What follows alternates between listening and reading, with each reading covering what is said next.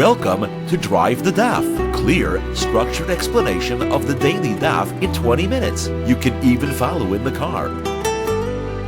Sukkah Daf Tes Zayin contains one Mishnah. From the beginning of the Daf until the Mishnah is discussing pieces of Kalim which are no longer functional. Can they be used for schach or not? Issue is, are they Mekabel Tumah or not? Then it says a brief comment about somebody who makes a sukkah by hollowing out a haystack. Then next the Mishnah discusses if you have part of a wall. You have a piece of the wall missing either at the top, missing at the bottom. In what case can you view the wall as being closed even though part of the wall is not there? And the Gemara will list a number of halachos of good asik, good achis, and lavud, which is this sukkah. So first of all, the Gemara is discussing a halacha said by Rav Ami bar Tavyumi that if you have a kli, which is made out of material that grows from the ground, like let's say flax, and you made a cloth out of it, so you can't use it for schach because it's mekabel tumah. The halacha is that in order for something to be kosher schach, it has to not only come from the ground, it has to also be not mekabel tumah. Says Rav Ami bar Tavyumi, if it gets broken or worn out to the point that it's no longer functional and therefore it's no longer mekabel tumah, you still can't use it for schach because it once was mekabel tumah. It comes from something which was mekabel tumah at some point. Says Abaye, what's his case? What's his example? He's talking about a cloth that became too small for anybody, even for a poor person, to use to patch a hole. That's less than 3 fingers by 3 fingers. That's not functional for anybody, not mekabel tumah. Yet, since it comes from Chila, it was mekabel tumah, therefore it is possible for schach. Says the Gemara, I have a brisa which seems to support this halacha of Rav Ami bar Tavyumi. If you have a mat made out of woven reeds, the Gemara identifies different types of reeds, shifa, or gami, different types of reeds that were used to weave and make mats. So the minimum size of a mat to be useful for people to sleep on is 6 tvachim by 6 tvachim.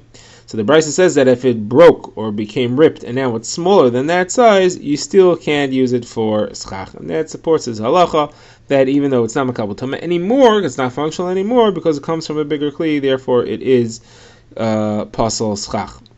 Says the Gemara, the brisa continues and adds some more halachos. It says if you have a mat made out of reeds, kunim, not the types of reeds we mentioned earlier, but out of big reeds.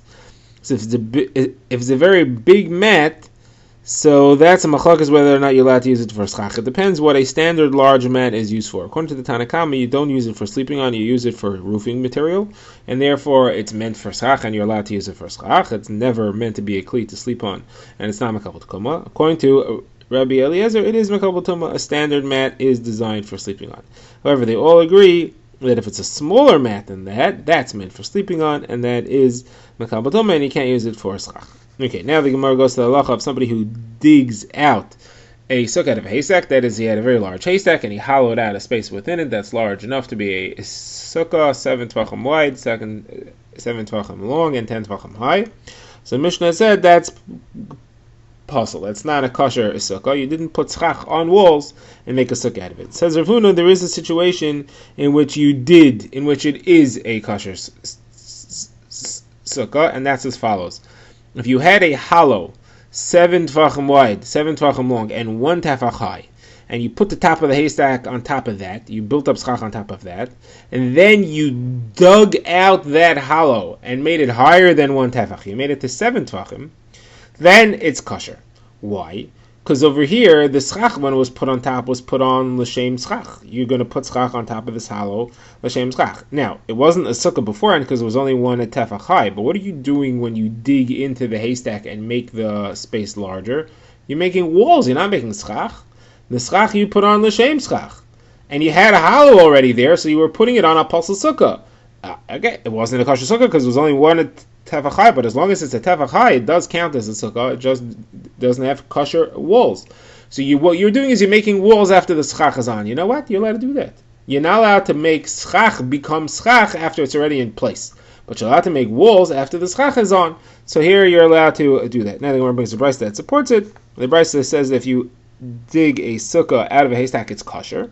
Contradicts our mission which says that it's possible. Must be that the difference is whether you had a space, like Rav Huna said or not, whether you had a space of 1 tefach high before you added the hay on top and started to dig out. Now, there's a different version of the same discussion where it's it's not that Rav Huna said the halacha and then brought the second brisa as a support, but the Gemara first has a contradiction between the Mishnah and the brisa, and Rav Huna said the difference between the two is whether you had the space of the tefach or not. Okay, this concludes the Gemara's discussion on the Mishnah. We get to our next Mishnah. The Mishnah discusses if you have a wall which does not reach all the way to the ground or does not reach from the ground all the way to the ceiling. And it says as follows. If you start a wall at the top from the schach, and it doesn't reach all the way down to the ground, so according to the Tanakama, it has to get to within 3 tefachim of the ground. Within 3 tefachim of the ground is called lavud. That's considered to be closed. If, however, it does not get to within 3 tefachim of the ground, then it's considered to be like a non-existent wall, because a goat could just walk through there, and therefore that's not a wall. Now Rabbi Yossi disagrees. Rabbi Yossi says, no, it doesn't have to get close to the ground. Now, if it starts at the ground, it doesn't get to the ceiling, that's fine. It doesn't have to get all the way up to the ceiling. It doesn't matter how big that space is. However, either way, the wall part itself has to be at least 10 tefachim high. You have to have a piece of wall that's 10 tefachim in height. According to both opinions, it's fine if the 10 tefachim height ends short of the schach by more than 3 tefachim. And the machlokas is if it starts from the schach and it ends short of the ground, it doesn't reach the ground by more than 3 tefachim there. Rabbi Yossi says it's okay, and the Tanakama says it's not. So Gemara now says that Rabbi Yossi seems to hold of something called mechitza teluya. Mechitza teluya is called a hanging wall. That's a wall that doesn't reach the ground. Rabbi Yossi seems to say that that's not a problem. Gemara says we have a very similar halacha Masechah Shabbos. We have a Mishnah there with a machlekes tanaim about whether a wall that doesn't reach the ground is a kosher. Pashas, it's the same machlekes. What's the case there? Case there is where there are 2 courtyards, 2 chatzeros, and there's a well that straddles the border between the two. Half the well is in one chatzer, half the well is in the other chatzer. There's a wall between the 2 chatzeros, and there is no erev chatzeros between the two. You're not allowed to carry from one to the other. Now, the problem is if you draw water out of the well, you're drawing from the other guy's side. You're drawing from the well on the other. The water comes from the other guy's chatzer. It swishes around within the well from one side to the other. You're not allowed to draw from your side to your side. There's no erev chatzeros. So the Mishnah discusses what the solutions over here are. So you have to have some kind of wall between the 2 chatzeros. If you have a wall between the two, so then that would section it off into 2 separate things, and halachically would be okay to draw from the well. So there's a couple of opinions here. The Tanakama says that you have to have a wall inside the space of the well itself. Could be either the top part of the well or the bottom part of the well near the water level, but it has to be within the hole. Shimon ben Gamliel says that it's a machlokas Beis Shammai and Beis Hillel.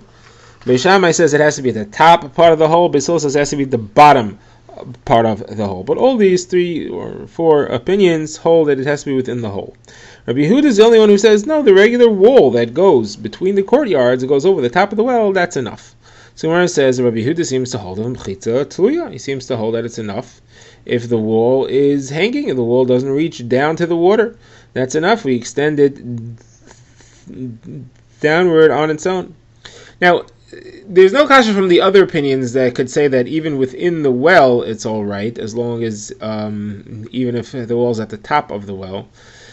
In drawing water, the Rabbanan made leniencies. They made it easier for one to reach wells, and they allowed in water a mechitza teluya. Specifically in a water drawing environment where the wall was put up l'shem for the purpose of being able to draw the water. Rabbi Yehuda is the only one who says that the standard wall of the chutzner counts. That wasn't put up in order to be able to draw water, and he just says that there's no problem here at all. He doesn't seem to say that there's a special takana here to allow access to water. So the Gemara says that Rabbah Bar Chana wanted to say in the name of Rabbi Yechanan that Rabbi Yehuda and Rabbi Yossi here are the same opinion. Both of them hold of each other. They both hold that a hanging wall is okay. A wall doesn't have to reach the ground. So Gemara says that actually they don't hold of each other, because Rabbi Yossi said his halacha and hachas sukkah, and Rabbi Yehuda said his halacha and hachas erevin.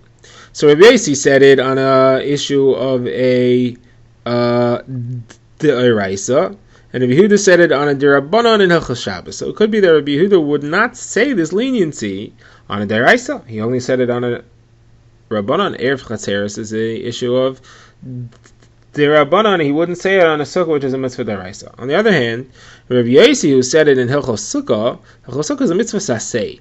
That's a lot more lenient than a mitzvah lo saseh, especially Shabbos, which carries skila. Now, even though it's a derabanan of Shabbos, it's still considered to be stricter because it's of Shabbos. It's not of mitzvah saseh like Aaron. So if they don't hold of each other, so then you mean to say that Rabbi Yossi does not hold that in Hilchos Shabbos you could use a wall that doesn't reach the ground. But we have an incident that happened in Tzipori where they relied on a wall like that, and in Tzipori the Rosh Yeshiva was Rabbi Yossi, so you would think that they followed his opinion. Gemara says no, they didn't follow his opinion. It was after he had already passed away, and they were following the opinions of his son, Rabbi Shmuel Rabbi Yossi, who held like Rabbi Yehuda. What was the case? The Gemara says that they used to keep the Sefer Torah in somebody's house. They didn't want to leave it in the shul because it was open to attack by the Nachrim. So they used to keep it in somebody's house. And the house that it was kept in and the shul were in the same courtyard, the same chutzner, and they made it of chatzeres, and they could carry it from one to the other. Problem was, in one Shabbos, they discovered that they forgot to make an Erev Chatzeres, or there were people who had their homes open into the chutzner who didn't join the Erev Chatzeres, and therefore they couldn't carry in the courtyard, and they couldn't bring the Sefer Torah from the house in which it was found, in which it spent Friday night, to shul.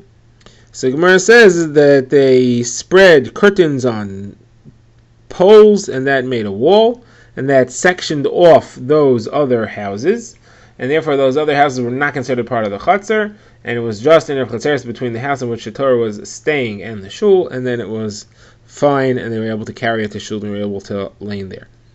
So you see, these hanging walls were the same issue. They were just curtains spread over sticks, so they didn't reach the floor. And again, that's this case of hanging wall. The Gemara says it's the opinion of Rabbi Shmuel, son of Rabbi Yossi.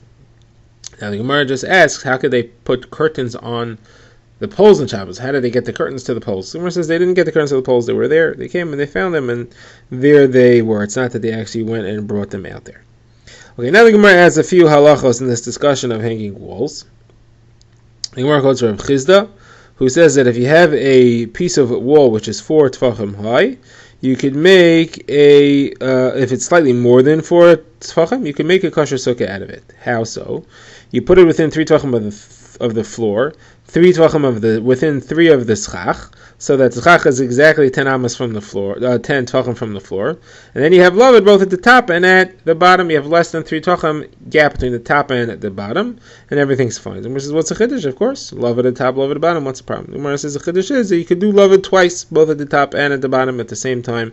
You may have not thought that you're able to do that. Now the Gemara has another statement. Now the Gemara has a kash on that from a brisa that says that in order to make a wall, you have to have at least 7 tefachim, because you could have a gap of 3 tefachim. So that sounds like you have to have 7 tefachim, not 4 tefachim. Must be because you can only do lavud once. You can't do lavud at the top and at the bottom. Otherwise, you could just use 4, like he said. So it says that's talking about where the sukkah was more than 10 tefachim high. So you can only do lavud once, because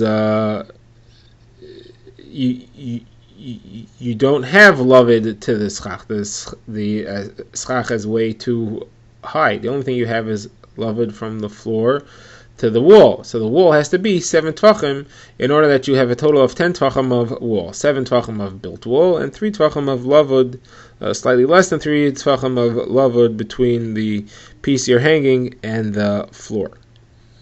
Okay, now the Gemara says one more halacha here on a similar note. It's Rabbi Yossi says the name of Rabbi Ami, that if you have a piece that's 4 tvachim, you could use that as a sukkah, because you put it 3 tvachim from the corner. That means it's 4 tvachim wide. You'll put it 3 tvachim from the corner, and it'll count as lavud. You'll have a total of 7 tvachim, and 7 tvachim is the minimum size. So the Gemara says that's not a chiddush. We know you have lavud. Why are you telling me this? And says that he's coming to tell you that the minimum size of a sukkah is 7. Drive the Daf is a project of the Grand Woodlands Shul and is presented by Rabbi Yitzchak Landa. Find us on YouTube or subscribe to daily emails by emailing drivethedaf@gmail.com.